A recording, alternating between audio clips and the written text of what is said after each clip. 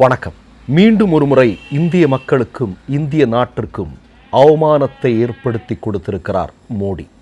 ஒரு வீடியோ உலகம் முழுவதும் வைரலாகி கொண்டிருப்பது நீங்கள் பார்த்துருப்பீங்கன்னு நினைக்கிறேன்.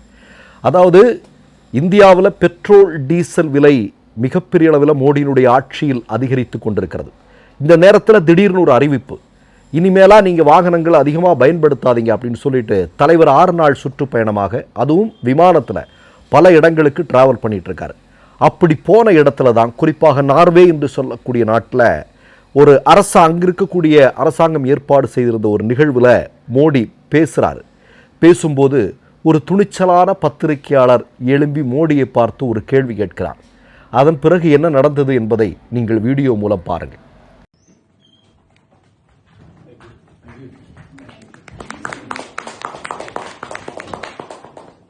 Prime Minister Modi, why don't you take some questions from the freest press in the world?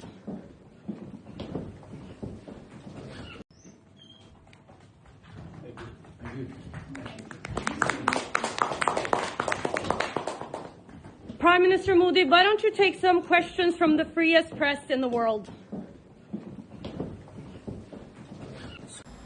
இந்த வீடியோ உலகம் முழுவதும் வைரலாகி கொண்டிருக்கக்கூடிய நேரத்தில் மோடியினுடைய உற்ற நண்பராக இருக்கக்கூடிய புது பணக்காரன் தான் சொல்லணும் நம்ம அதானியை.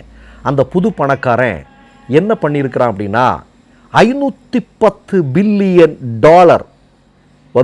அமெரிக்காவில் முதலீடு செய்ய போகிறான்.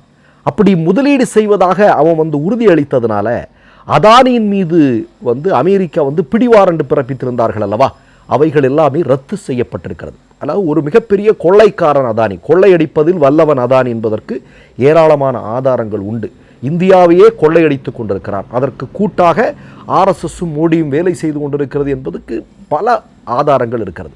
இப்படிப்பட்ட நேரத்தில் அமெரிக்கக்காரனே ஏமாத்தினான் அப்படிங்கிறதுக்காக இவனை விடவே கூடாது, இவன் மேலே பிடிவாரண்டு பிறப்பிக்கணும்னு சொல்லிட்டு அங்கே கோர்ட் ஆர்டர் போட்டது.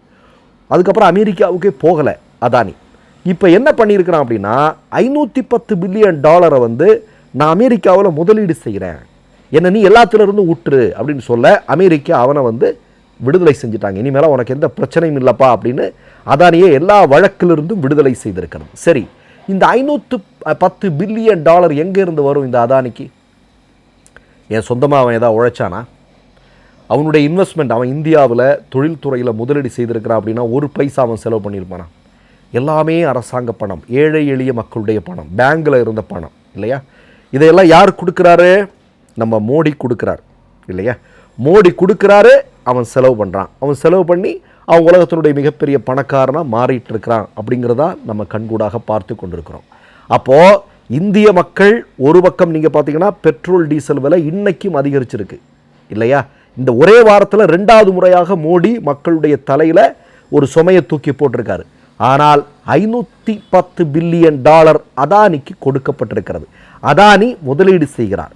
அதானிக்கு எந்த கொரோனா காலத்தில் கூட அதானிக்கு எந்த பிரச்சனையும் வராமல் மோடி பார்த்துக்கிட்டார். இப்பவும் அப்படித்தான். ஆனால் அந்த சுமையெல்லாம் சுமக்க வேண்டியது இந்தியாவில் இருக்கக்கூடிய மக்களாக இருக்கிறார்கள் அப்படிங்கிறத நம்ம பார்க்க வேண்டியிருக்கிறது. நான் மோடிகிட்ட ஒரு கேள்வி கேட்குறேன். இப்போ நார்வேயில் அந்த ஒரு பெண் பத்திரிக்கையாளர் எழுப்பி கேள்வி கேட்குறேன், ஏப்பா பத்திரிக்கையாளர்லாம் சந்திக்கிறதுக்கு நீ பயப்படுற, ஏன் பத்திரிக்கையாளர்களை பார்த்தா நீ ஓடுற, நீ விஸ்வகுரு ஆச்சே, நீ 56 இன்ச்சாச்சே. இந்த தமிழ்நாட்டில் கூட நயினார் நாகேந்திரன் சொல்கிறான். என்ன சொல்கிறான்? ஐயையோ, அவர் ஹோர்மஸ் நீரிணையை இன்றைக்கே திறக்க சொன்னால் திறந்துருவோம் அப்படின்னு. இதெல்லாம் நயினார் நாகேந்திரன் மாதிரியான ஆட்கள் வடை சுட்டுட்டு இருக்கிறான். நீ எப்போ பயப்பட்டு ஓடுற, எதுக்கு நீ பயந்து பேசுகிற? இந்தியாவில் நேரு எல்லாம் பற்றி கேள்விப்பட்டிருக்கியா? எவ்வளோ துணிச்சலாக பத்திரிகையாளர்களை சந்திப்பார்கள், எந்த கேள்வியையும் எதிர்கொள்வார்கள். அது மன்மோகன் சிங் வரைக்கும் நடந்தது இல்லையா? ஏன்பா உன்னால் முடியல, ஏன் நீ ஓடுற அப்படின்னு கேட்குறேன். நான் என்ன கேட்குறேன், மோடியை பார்த்து கேட்குறேன், ஏப்பா நீங்கள் தான் சொல்கிறீங்க உங்களுடைய ஆட்சியில் இந்தியா வல்லரசு ஆயிடுச்சு அப்படின்னு, உலகத்தினுடைய 3வது பொருளாதார சக்தியாக மாறிடுச்சு, இந்தியாவில் பாலாரும் தேனாரும் ஓடுன்னு சொல்கிறேன். அப்போ ஏன் பத்திரிக்கையாளர் சந்திச்சா பயந்து ஓடுற? உன்னால் கேள்விகளை எதிர்கொள்ள இயலாது, அதான் வேற என்ன. ஒரு கேள்விக்கு உன்னால் பதில் சொல்ல முடியாது. ஒன்னால் இல்லை, எந்த ஆர்எஸ்எஸ்காரனாலையும் பதில் சொல்ல முடியாது. 11 வருடமாக ரீல்ஸ் போட்டு அதிகாரத்தில் வரக்கூடிய ஆட்கள், அதே மாதிரி மிக முக்கியமான சுதந்திர அமைப்புகளை விலக்கி வாங்கி அதன் மூலம் ஆட்சி அதிகாரத்தை தக்க வைத்து கொண்டிருக்கக்கூடிய கட்சி இன்னைக்கு பல்லிழித்து கொண்டிருக்கிறது. உலக ஊடகங்களெல்லாம் விரட்டி விரட்டி பிடிக்கிறார்கள். ஆனால் தப்பித்து ஓடிக்கொண்டே இருக்கிறார் மோடி. எத்தனை நாட்கள் ஓட முடியும்? யோசிச்சு பாருங்கள், எத்தனை நாட்கள் ஓட முடியும்? நீ ஒன்றை சொல்கிற, நீ சொல்கிற உன்னுடைய ஆட்சியில் எல்லாமே இங்கே சரியாக இருக்குது அப்படின்னு. சரியாக இருக்கிறாள் ஏன் பத்திரிக்கையாளர் சந்திச்சு சொல்லாமே, பாரு நான் 2014 வரும்போது இந்தியா எப்படி இருந்தது, இன்னைக்கு இந்தியா எப்படி இருக்குது சொல்லலாமே. ஏன் பதட்டம், ஏன் பயம், எதற்காக ஓடிக்கொண்டிருக்கிறீர்கள்? இந்த கேள்வி இன்றைக்கி ஒவ்வொரு சாமானிய இந்திய மக்களும் கேட்டுக்கொண்டிருக்கிறார்கள். நீங்கள் பாருங்கள், இந்த பெட்ரோல் டீசல் விலை நீங்கள் உங்களுக்கு அதாவது ஒட்டுமொத்தமாக இன்றைக்கி மோடி ஆர்எஸ்எஸ் தன்னை காப்பாற்றிக் கொள்வதற்கு ஈரானில் அமெரிக்கா நடத்தி கொண்டிருக்கக்கூடிய போரை காரணம் காட்டி அதுக்கு பின்னாடி மறைஞ்சுக்கிறார்கள். இவ்வளவு நாள் தன்னுடைய நிர்வாகமின்மையால் இந்தியா எல்லா துறைகளிலும் வீழ்ச்சி அடைந்திருக்கிறது. இன்னைக்கு போரை காட்டி பின்னால் ஒளிந்திருக்கக்கூடிய ஒரு கோழையாக நாம் மோடியை பார்க்க வேண்டியிருக்கிறோம். என்ன செஞ்சாலும் மோடி அம்பலப்பட்டு கொண்டே இருப்பார், அதில் எந்த விதமான சந்தேகமும் இல்லை. என்ன செஞ்சாலும் மோடி அம்பலப்படுவார். அதனால தான் மோடியினுடைய செல்வாக்கு இந்தியாவில் எந்த பிரதமர்களுக்கும் இல்லாத அளவிற்கு இடிந்து போயிருக்கிறது அப்படிங்கிறத நம்ம கண்கூடாக பார்த்து கொண்டிருக்கிறோம். அதனால் எத்தனை நாள் தான் இவிஎம், தேர்தல் ஆணையம் இந்த மாதிரி அதிகார அமைப்புகளை வைத்து அல்லது எம்எல்ஏக்களை விலைக்கு வாங்கி. இன்னைக்கு கூட கோவாவில் ஒரு செய்தி வருது, கோவாவினுடைய ஆம் ஆத்மி கட்சியினுடைய மாநில தலைவர் இடி ரைடுக்கு உட்படுத்தப்பட்டிருக்கிறார். அங்கேயும் உடைக்கணும். ஏன்னா கோவாவில் இன்றைக்கி 2வது பெரிய கட்சியாக ஆம் ஆத்மி இருக்குது. இதுக்கெல்லாம் பணம் வேணும், அதானியை வளர்த்து விடணும், மக்கள் மேலே சுமையை தூக்கி போடணும். இதெல்லாம் ஒரு திட்டம்.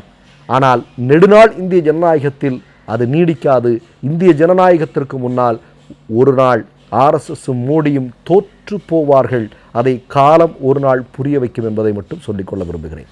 மற்றொரு நிகழ்வில் சந்திப்போம். நன்றி, வணக்கம். 3 யூடியூப் சேனல்கள் வியாபாரத்திற்கு இருக்கிறது. தேவைப்படுபவர்கள் இந்த எண்ணுக்கு தொடர்பு கொள்ளுங்கள். மை நேம் இஸ் ரெட் சேனலை சப்ஸ்கிரைப் பண்ணிக்கோங்க. அதுக்கப்புறமா பக்கத்தில் இருக்கிற ஜாயின் பட்டனை கிளிக் பண்ணீங்கன்னா ஒரு நியூ பேஜ் ஒன்று ஓப்பன் ஆகும். அதுலயும் ஜாயின் பட்டனே கிளிக் பண்ணிக்கோங்க. அதுல பாத்தீங்கன்னா credit card, debit card options இருக்கு. இதுல உங்களுக்கு விசா, மாஸ்டர் கார்டு, ரிப்பே அப்படின்னு 3 ஆப்ஷன்ஸ் கொடுத்துருக்காங்க. அதுல நீங்க எந்த கார்டு சூஸ் பண்றீங்களோ அந்த கார்டோட நம்பர் என்டர் பண்ணிக்கோங்க. அப்புறமா கார்டோட வேலிடிட்டி மந்த் அண்ட் இயரை டைப் பண்ணிக்கோங்க. அடுத்தபடியா உங்க கார்டோட பின்னால சிவிசி கோடுன்னு சொல்லிட்டு 3 நம்பர்ஸ் கொடுத்துருப்பாங்க. அந்த நம்பரை இதுல என்டர் பண்ணிக்கோங்க. அப்புறமா அட்ரஸ் அண்ட் இன்ஃபர்மேஷன் என்டர் பண்ணிட்டு பைங்கிற பட்டனை கிளிக் பண்ணிக்கோங்க. ஒருவேளை உங்க கார்டு நம்பர் இன்வாலிட்னு காமிச்சிச்சுன்னா உங்க கார்டுல இன்டர்நேஷனல் யூசேஜை எனேபிள் பண்ணுங்க.